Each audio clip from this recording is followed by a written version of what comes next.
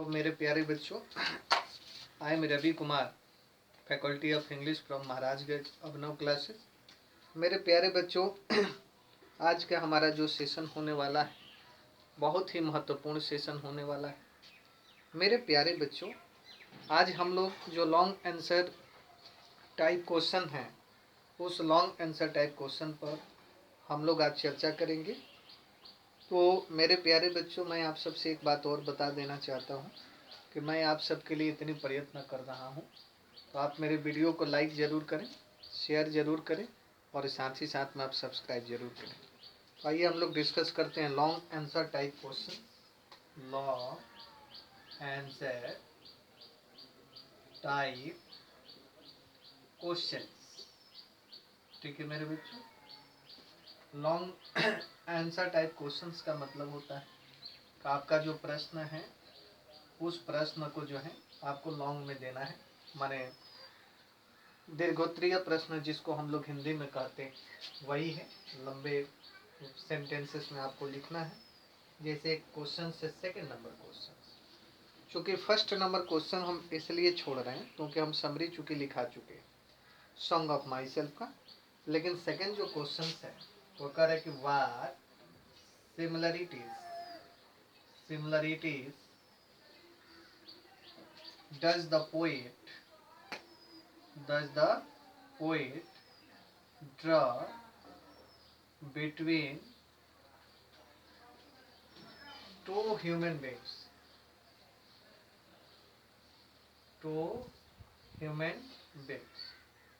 ये रहा आपका क्वेश्चन।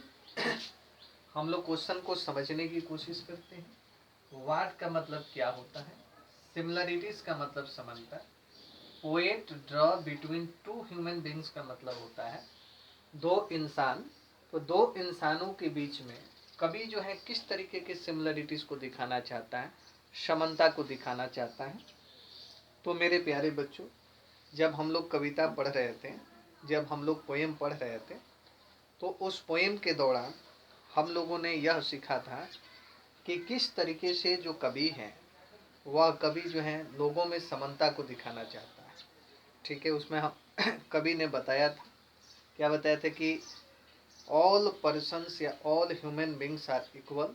जितने भी मनुष्य हैं वो सेम है, देयर ब्लड इज सेम, उसका ब्लड भी सेम है और एक ही माता पिता से वो जन्म लेते हैं। इस आधार पर उन्होंने कहा था कि जितने भी ह्यूमन बींग्स हैं, जितने भी मनुष्य हैं, वे सारे के सारे मनुष्य एक समान है, उसमें कोई अंतर नहीं। इसी बात को जो है हमें इंग्लिश में लिखना है, तो क्या लिखेंगे? The poet has described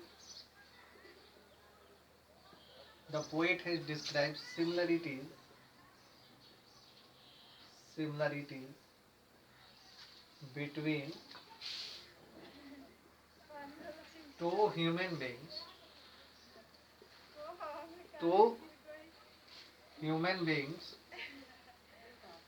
that is that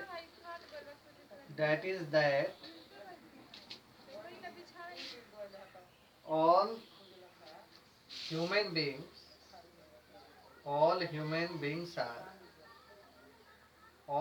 beings are same in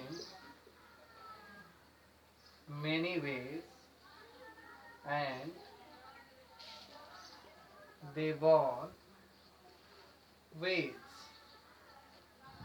along with it their blood is same color and they take birth from the same parent। ठीक है, इसको समझने की कोशिश करें। क्या लिखा है कि द पोएट का मतलब होता है बेटा कवि, डिस्क्राइब का मतलब हुआ है कि व्याख्या करना, बताया है, सिमिलरिटीज का मतलब होता है समानता, बिटवीन टू ह्यूमन बींग्स का मतलब होता है दो मनुष्यों के बीच की जो समानता है उसको कहते हैं, दैट इज दैट का मतलब होता है कि वह है कि all human beings are same in many ways. All human beings का मतलब यह हुआ कि जितने भी मनुष्य हैं वे सारे मनुष्य समान हैं। किसमें? इन मेनी वेज माने विभिन्न तरीकों में, एंड दे बॉर्न वेज और उनके जन्म लेने के जो जगह है, जो स्थान है, बिल्कुल अलग है, लेकिन जन्म लेने का तरीका एक है। उस हिसाब से वो क्या है? एक दूसरे के समान है। along with it का मतलब मेरे बच्चे होता है इसके साथ ही साथ। their blood is same, इसका मतलब हुआ कि उनका जो ब्लड है बिल्कुल सेम कलर का ब्लड है, उसमें किसी भी प्रकार का कोई अंतर नहीं है। ठीक है। And they take birth from the same parents, और जितने भी मनुष्य हैं वे सारे मनुष्य एक ही माता पिता से जन्म लेते हैं। इस तरीके से जो कवि है उस कवि ने क्या किया है कि समानता दिखाने की कोशिश की है, जो इक्वलिटी है उस इक्वलिटी को दिखाने की कोशिश की है। मैं आशा करता हूँ मेरे बच्चों ये बातें आपको समझ में आ गई होगी। Please take a review my dear friend.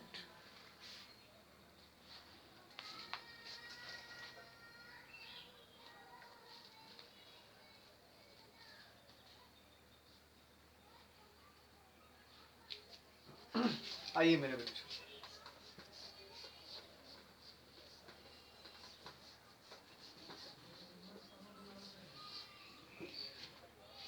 Next जो क्वेश्चन है बेटा, क्वेश्चन नंबर 3 जो है, explain the line hoping to cease not till death. इसको समझिए। एक्सप्लेन का मतलब क्या है? व्याख्या करना। लाइन का मतलब ये जो लाइन दिया गया है, hoping to cease not till death, ठीक है, वह मृत्यु प्रयत्न जो है वो जिंदा रहना चाहते हैं, मरना नहीं चाहता कभी। इसका क्या मतलब है? क्यों वो जो है मृत्यु प्रयत्न तक जो है जिंदा रहना चाहता है? वह इसलिए जिंदा रहना चाहता है क्योंकि समाज की वह सेवा करना चाहते हैं। वह समाज के अंदर जो बुराइयां हैं उस समाज के अंदर की बुराइयों को वह पूरी तरीके से खत्म करना चाहता है। समाज में बहुत सारी बुराइयां आ गई हैं, वो जितने भी तमाम बुराइयां हैं उसकी जो लड़ाई है उस समाज के तमाम बुराइयों के प्रति है। और कभी जो है वो तमाम बुराइयां जो समाज के अंदर आ गई है उन तमाम बुराइयों पूरी तरीके से अंत करना चाहता है। इसलिए वो कह रहा है कि मैं मृत्यु प्रयत्न तक मैं जीवित रहूंगा, मैं मरना नहीं चाहता हूँ। ठीक है, ये सेंटेंस आपको लिख दिया गया है कि explain the line hoping to cease not till death. मतलब यह हुआ कि मैं मृत्यु प्रयत्न तक मरना मैं नहीं चाहता हूँ। इसको इंग्लिश में लिखना होगा तो आप किस तरीके से लिख सकते हैं? जैसे मैं कहूँ, the poet Walt Whitman does not want to die forever because he has a good dream. He has a good dream to take the society, to take society, and his mind is quite free from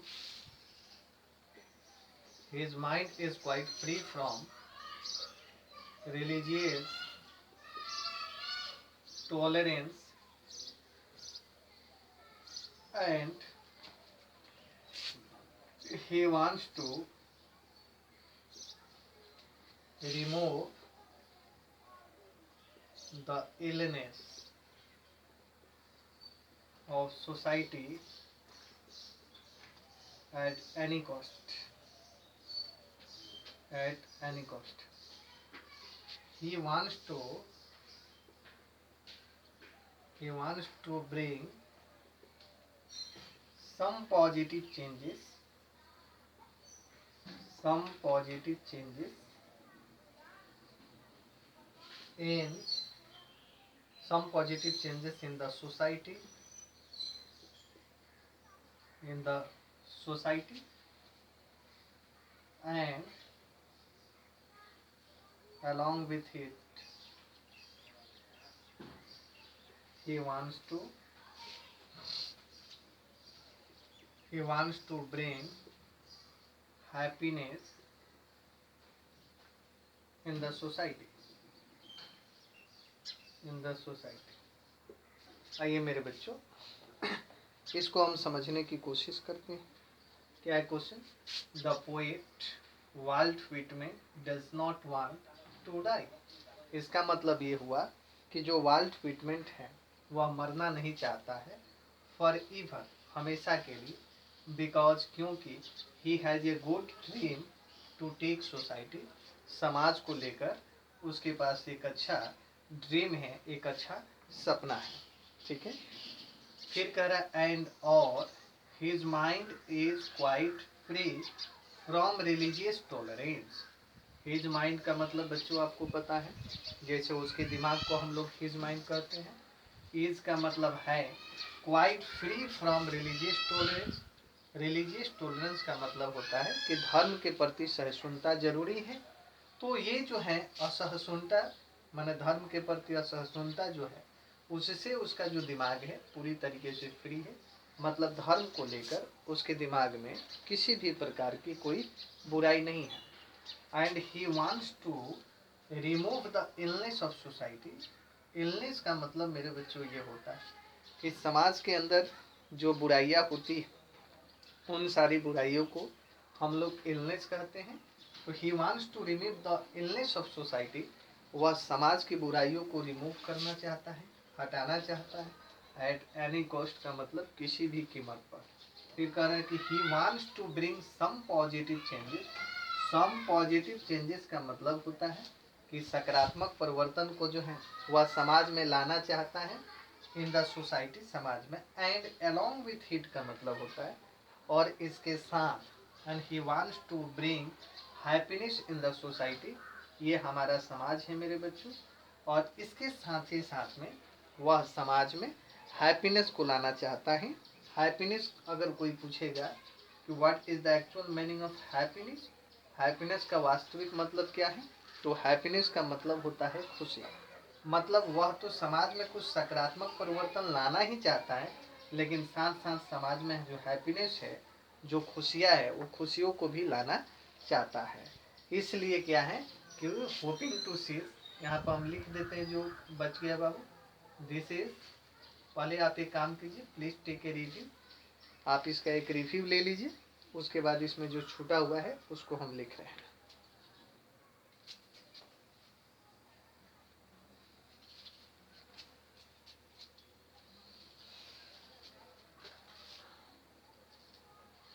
चलिए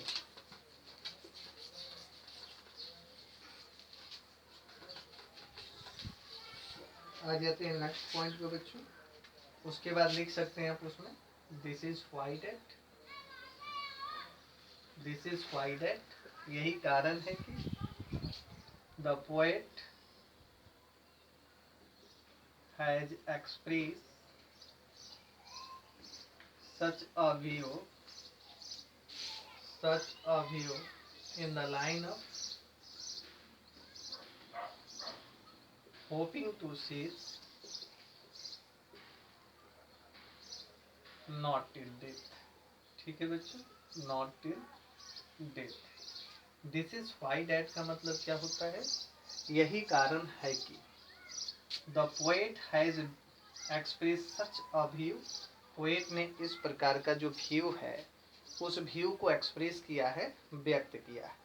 सच a view का मतलब क्या है, सच a view का मतलब यह होता है कि वह व्यक्त करना, मतलब हमारी जो धारणा है, उस धारणा को जब एक दूसरे के सामने व्यक्त करते हैं, उसको हम लोग सच्चे व्यू कहते हैं। किस लाइन में, in the line of hoping to cease not till death. ये जो लाइन आपको दी गई है, इसी लाइन में उन्होंने जितनी भी बातें हमने आपको लिखे, तो वह समाज में खुशियों को लाना चाहता है, और साथ ही साथ में वह समाज में जो सकारात्मक जो परिवर्तन है, जो सम पॉजिटिव जो चेंजेस हैं, जिसको कभी जो है वह लाना चाहता है, तो वह इसलिए लाना चाहता है और इसलिए वो मृत्यु प्रयत्न तक जिंदा रहना चाहता है, ताकि वह समाज में कुछ सकारात्मक परिवर्तन को ला सके, ताकि वह समाज में सम पॉजिटिव चेंजेस को ला सके, ताकि वह अपने जो समाज है उस समाज में जो हैप्पीनेस है, हैप्पीनेस का मतलब हुआ कि जो खुशियाँ हैं उन सारी खुशियों को ला सके। यही कारण है कि कभी जो है मरना नहीं चाहता। This is why that the poet does not want to die का मतलब हुआ मेरे बच्चों कि कभी इसलिए जो है मरना नहीं चाहता, क्योंकि उसे समाज की सेवा करनी है। He has to serve the society at any cost and this is why that he does not want to die. इसलिए जो है वह मरना नहीं चाहता, इसलिए वह मरना नहीं चाहता। आई थिंक मुझे मेरे ख्याल से ये बातें आपको क्लियर हो गई होगी। आगे आते हैं हम लोग फोर्थ नंबर क्वेश्चन पे। फोर्थ क्या क्वेश्चन कर रहे हो? Comment on the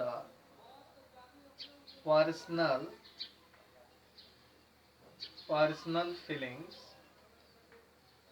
of personal feelings in the poem,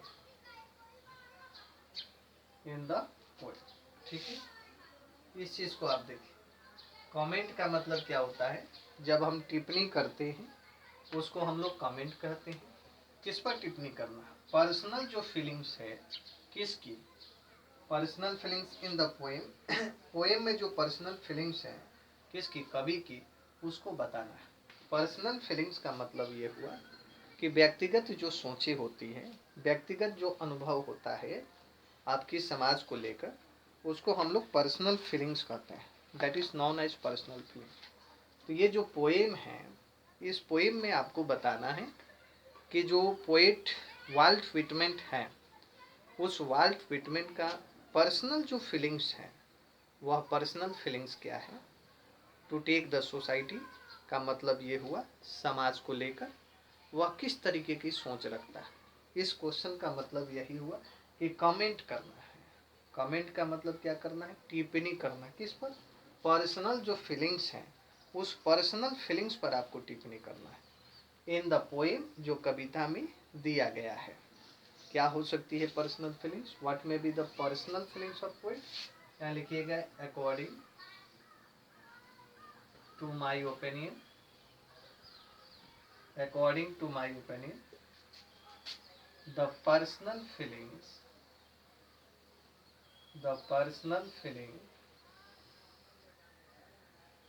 personal feelings of the poet is differ from others poet। ठीक है, आप लिख सकते his mind is quite from religious tolerance and along with it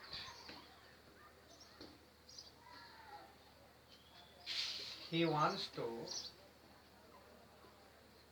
bring equality in the society,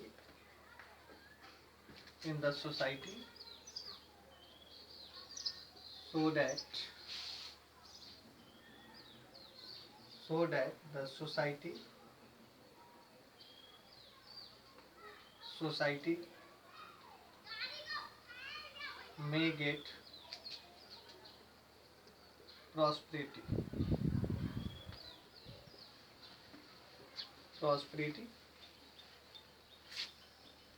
he further says that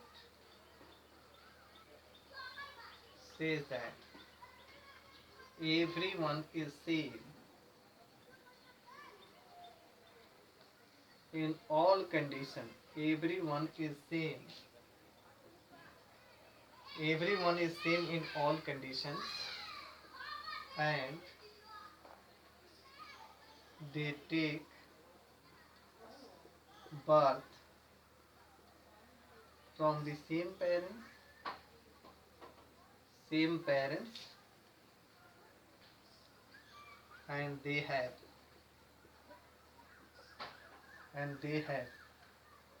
same blood, same blood.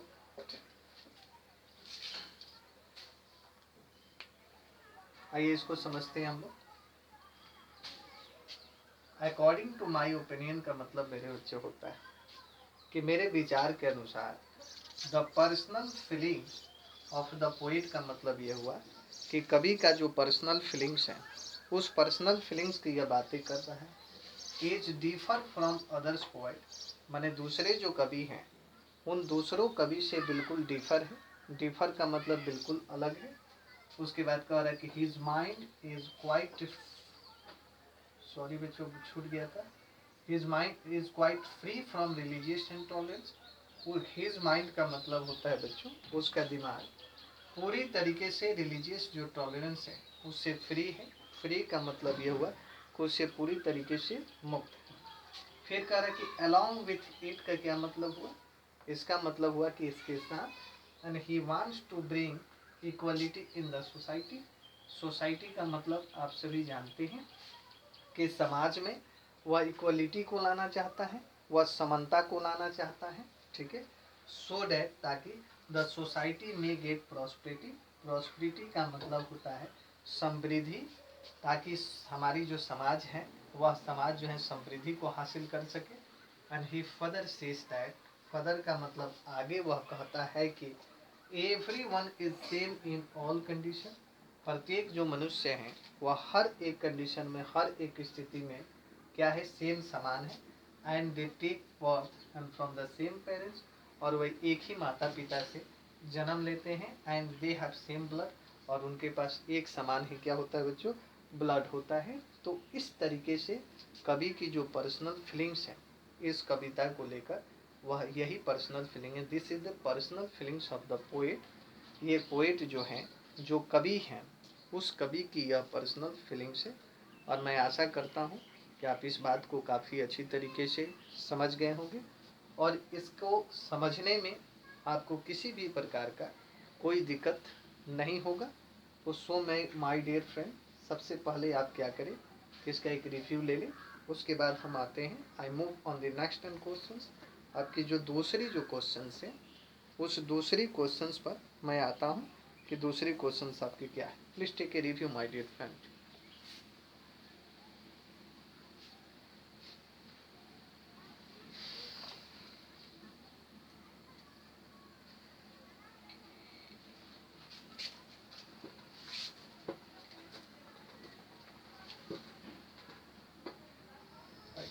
Next question है बेटा, why does the poet not want to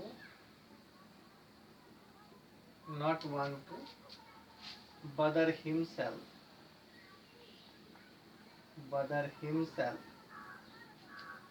creates and schools।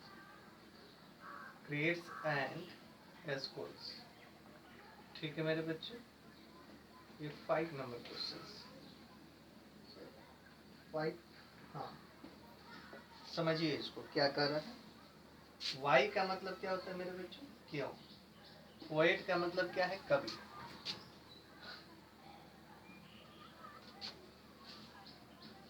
Not want to का मतलब नहीं चाहता है। बदर himself creates an school, ठीक है ना। बदर का मतलब आप कह सकते हैं समझौता, मतलब क्रिएट्स का मतलब क्या है। क्रिएट्स का मतलब मैंने आप सबको बताया था कि क्रिएट्स का जो एक्चुअल मतलब है वह क्या एक्चुअल मतलब हो सकता है। तो क्रिएट्स का मतलब मैंने बताया था आपको, रिलीजियस बिलीफ है। और स्कूल्स का मतलब क्या है, सिस्टम्स ऑफ थॉट्स। अब कहिएगा कि sir ji systems of thought का क्या मतलब है। तो सिस्टम्स ऑफ थॉट का मतलब होता है सोचने का तरीका। किसी धर्म को लेकर आप किस तरीके से सोचते हैं। तो कभी क्रिएट्स और स्कूल के साथ में वह क्यों नहीं बदल करना चाहता, क्यों नहीं वो समझौता करना चाहता है। तो यहाँ आप लिखेंगे कि the poet does not want to bother himself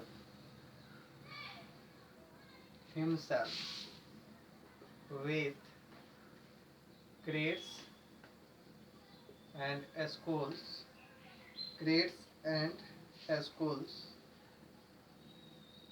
because he knows that because he knows that if I do so, it will they will create many difficult problems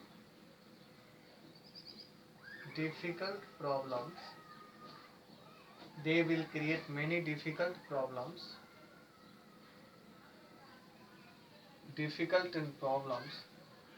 beyond us. He wants to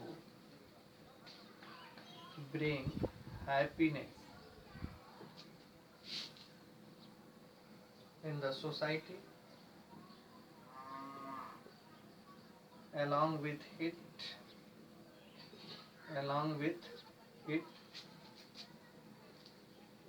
he wants to remove the illness of society at any cost.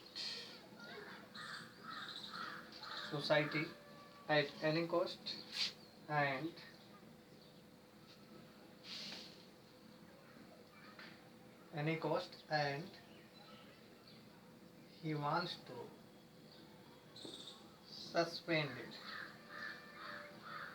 to suspend grades and school.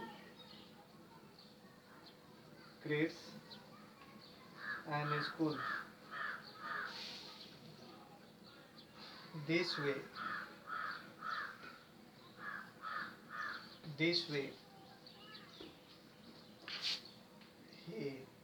way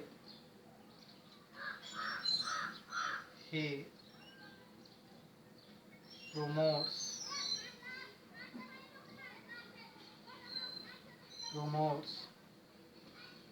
our society. This way he promotes our society in the right direction.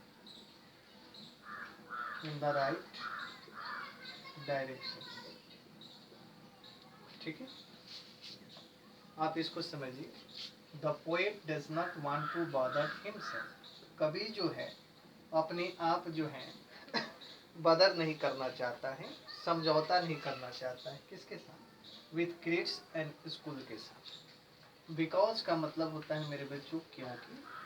He knows that का मतलब वह जानता है कि if I do so, यदि मैं ऐसा करता हूँ, they will create many difficult problems beyond अस. तब वे जो समस्या है ग्रेड्स और स्कूल को वे हमारे सामने, अस का मतलब होता है हमारे सामने, क्या करेंगे? मेनी डिफिकल्ट प्रॉब्लम्स का मतलब होता है कि बहुत कठिन जो समस्या है उसको दे विल क्रिएट का मतलब वो उत्पन्न करेंगे. And he wants to bring happiness in the society. ठीक है, ही का मतलब क्या है? ये कवि के लिए प्रयोग किया गया है. And wants to bring happiness in the society का मतलब क्या? वह समाज में हैप्पीनेस को लाना चाहते हैं. हैप्पीनेस माने खुशी को. अलॉन्ग विथ इट, इसके साथ, he wants to remove the illness of society at any cost. At any cost का मतलब होता है किसी भी कीमत पर.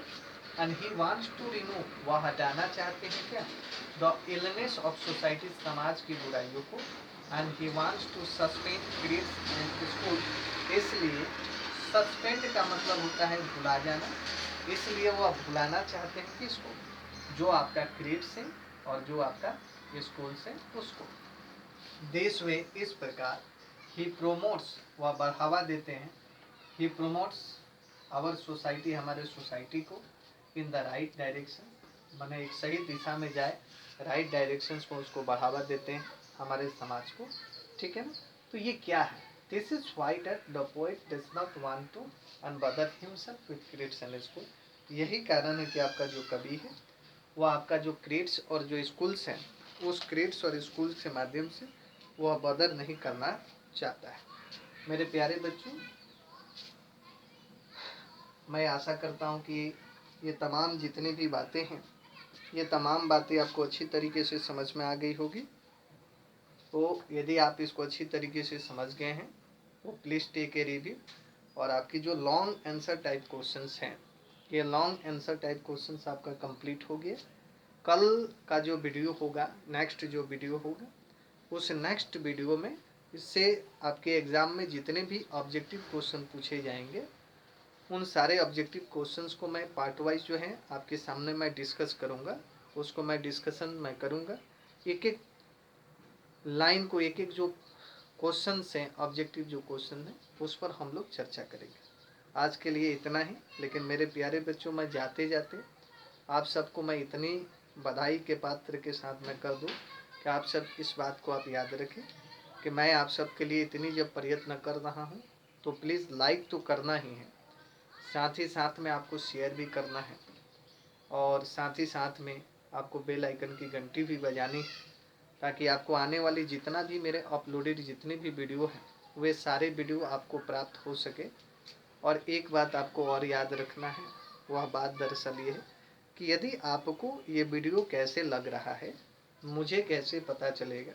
इन तमाम बातों को यदि आप कमेंट बॉक्स में यदि आप लिख देते हैं तो मुझे आशा ही नहीं बल्कि पूरी तरीके से विश्वास है कि हर वो चीज़ें मैं जान पाऊँगा जो कि आपके मन के अंदर चल रही है। और चूँकि मुझे जानना भी चाहिए, I should know about and the feelings of all, सभी के फीलिंग्स को जानना भी चाहिए। तो इसलिए मैं आप सबसे कहता हूँ कि आप सब क्या करें कि इसको आप पढ़िए, एक एक बार वीडियो से एक बार नहीं होता है, बार बार देखिए आप एक बार, क्या कि आप सबके पास जो है पर्याप्त समय है, और आप इस पर्याप्त समय का जो है आप लाभ आसानी तरीके से उठा सकते हैं। ऐसा तो नहीं है कि कहीं क्लास जाना है, क्लास तो अभी जाना नहीं है क्योंकि लॉकडाउन प्रोसेस जो है लागू है। तो अभी घर पे बैठ के इसे 2 बार 3 बार आप देखिए, तब तक इसे देखते रहिए जब तक कि आपको समझ में ना आ जाए। और मैं आप सबके लिए आसान शब्दों का प्रयोग इसलिए कर रहा हूँ ताकि आप सबको किसी भी प्रकार की कोई दिक्कत ना हो। और मैं आशा करता हूँ कि आप मेरे वीडियो से काफ़ी संतुष्ट होंगे। तो आप लाइक, शेयर और सब्सक्राइब करना ना भूलें। और साथ ही साथ में आप जो है मेरी जितनी भी वीडियो हैं, मैं 10 मिनट 15 मिनट की वीडियो मैं इसलिए नहीं बना पा रहा हूँ क्योंकि इन तमाम वीडियो से आपको किसी प्रकार का लाभ नहीं होने वाला।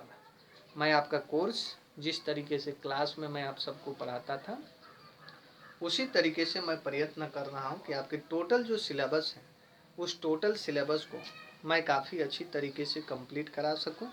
और मैं आशा के साथ मैं कह सकता हूँ, मैं विश्वास के साथ कह सकता हूँ कि आपकी जो सिलेबस का जो टाइम हमने लिया है, वह बिल्कुल उतने ही समय में आपकी जो सिलेबस है, उस सिलेबस को हम कंप्लीट करेंगे। आज के लिए मेरे बच्चों इतना ही। Thank you very much to all of you.